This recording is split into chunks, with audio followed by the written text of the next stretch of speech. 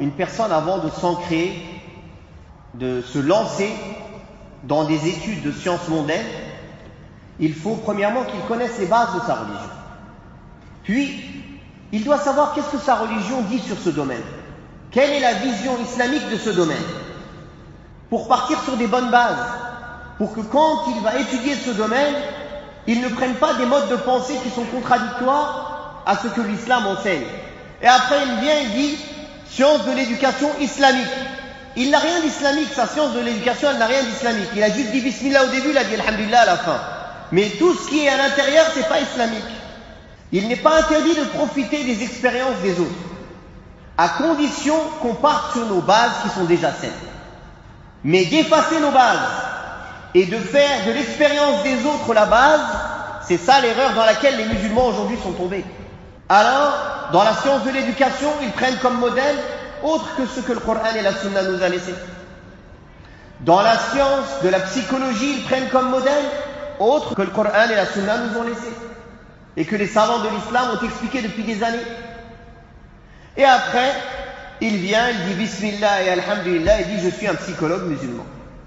Tu es musulman, on ne remet pas en question ton islam, tu es un psychologue musulman, mais la psychologie que tu pratiques n'est pas islamique, tant qu'elle ne respecte pas la vision islamique de la psychologie de l'être humain.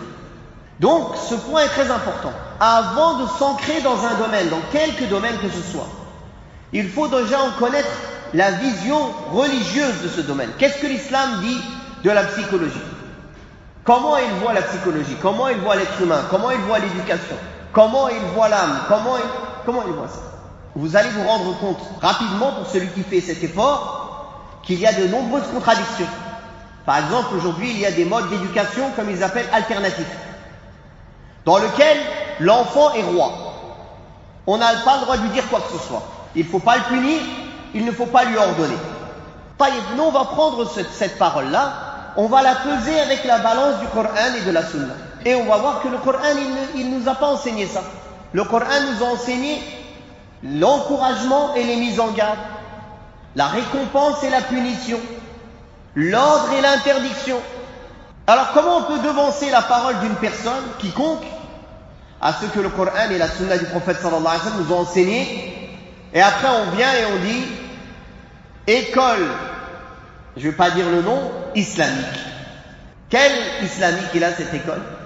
Juste le fait que les professeurs sont musulmans, mais ils n'ont pas de formation pour donner une éducation en adéquation avec les valeurs de l'islam.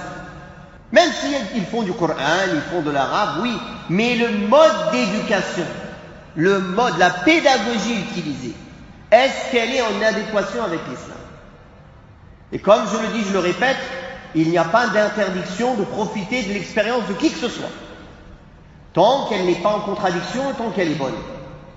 Mais d'abord, il faut connaître nos bases pour construire dessus solidement.